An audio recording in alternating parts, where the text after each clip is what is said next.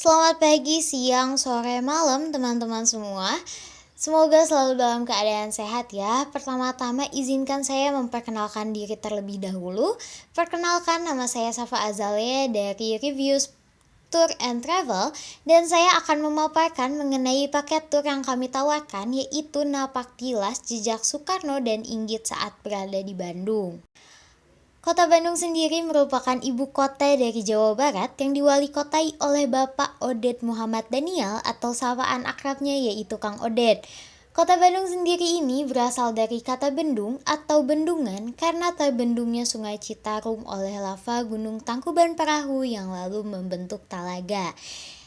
Di tour kali ini, di tour Jejak Soekarno ini, yaitu Soekarno merupakan presiden pertama kita dan juga Ibu Inggit yang merupakan istri dari Soekarno yang turut andil dalam kemerdekaan Indonesia ini.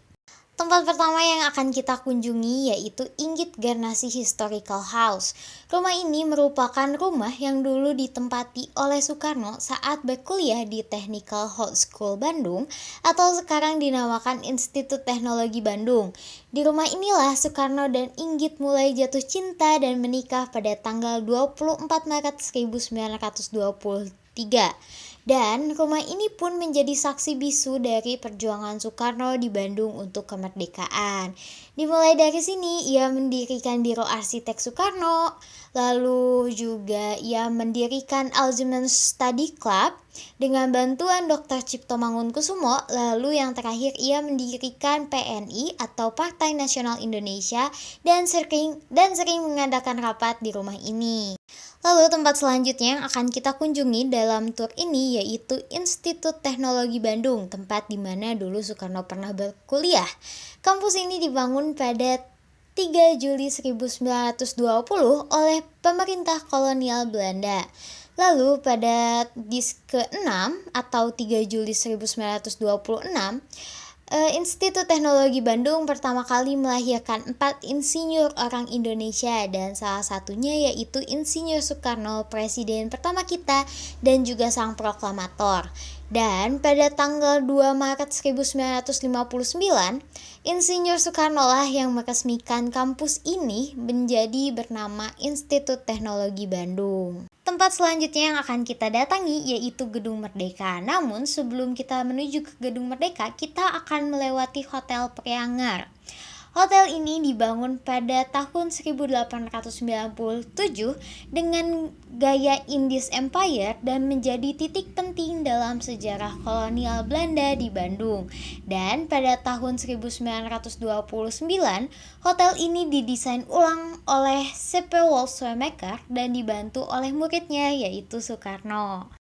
Gedung Merdeka dan Konferensi Asia Afrika sangat tidak bisa dipisahkan dari sejarah kota Bandung, karena Presiden Soekarno kala itu memilih Bandung sebagai tempat diselenggarakannya Konferensi Asia Afrika yang berkumpulnya 5 kepala negara dan 24 perwakilan negara di Asia Afrika pada tanggal 18 hingga 24 April 1955 dan tentu saja bukan tanpa sebab.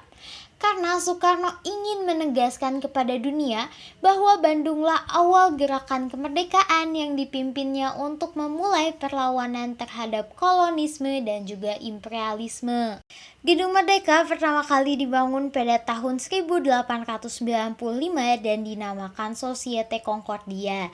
Dan pada tahun 1926, bangunan ini direnovasi seluruhnya oleh Wolfswemaker. Lalu pada tahun 1954, pemerintah menetapkan kota Bandung sebagai tempat dilaksanakannya Konferensi Asia Afrika, maka Gedung Concordia inilah dipilih sebagai tempat konferensi tersebut karena gedung ini merupakan gedung terbesar dan termegah di kota Bandung serta letaknya yang strategis dekat dengan hotel terbaik di kota ini yaitu Savoy Homan dan juga Priangar.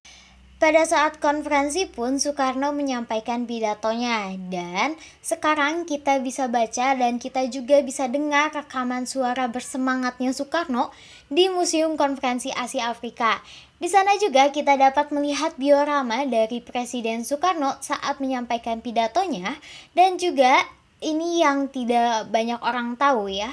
Di sana ada lorong untuk menuju ke kamar VIP Soekarno di Gedung Merdeka dan kita juga bisa melihat pintunya untuk menuju ke kamarnya.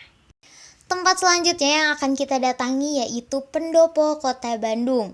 Pendopo ini dibangun pada tahun 1811 dan selesai pada tahun 1812. Jadi ini hanya membutuhkan waktu 1 tahun untuk membangun pendopo ini.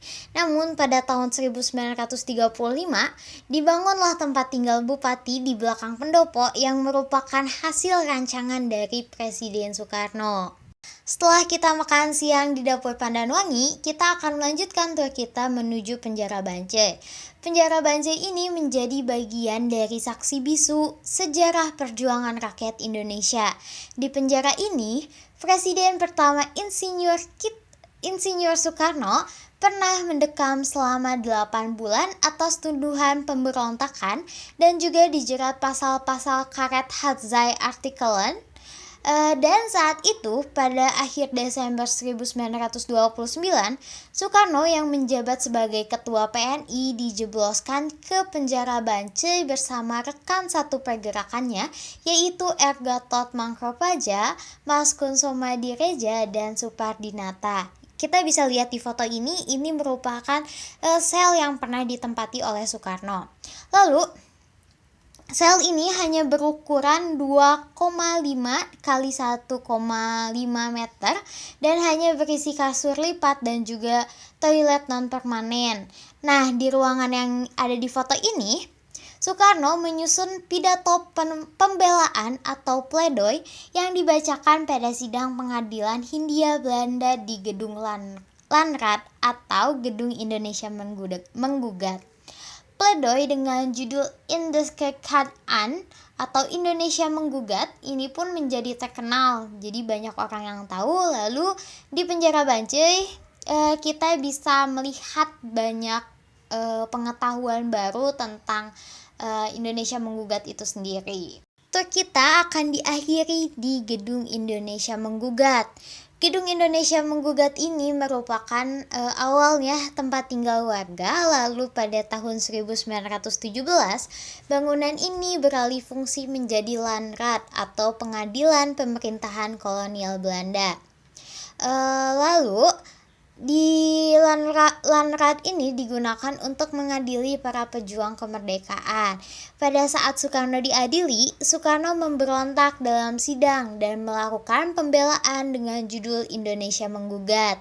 Nah, peristiwa tersebut sangat menggegerkan Belanda hingga akhirnya pembelaan Soekarno tersebut dijadikan nama untuk gedung ini hingga sekarang. Lalu pada bulan Juli tahun 2007, Gedung Indonesia Menggugat ini secara resmi dibuka untuk umum dan menjadi gedung cagar budaya kelas A yang harus dirawat dan juga dijaga. Kini gedung ini digunakan sebagai ruang berkumpul para seniman, wartawan, dan juga guru. Lalu beberapa kegiatan yang dilakukan di sana antara lain apresiasi puisi, kegiatan seni, seminar, hingga diskusi. Di sana kita bisa melihat bentuk ruang sidang saat Soekarno diadili dan terdapat banyak foto-foto Soekarno. Bila teman-teman semua tertarik dan minat dan penasaran dengan sejarah Bandung yang melibatkan Soekarno dan ingin lebih tahu nih gimana sih informasi lebih lanjutnya, kalian bisa cek di description box atau bisa mengunjungi website kami Reviews Tour and Travel, dan juga kalian bisa langsung menghubungi kontak kami untuk informasi lebih lanjut. Terima kasih, sampai bertemu nanti di tour yang sebenarnya.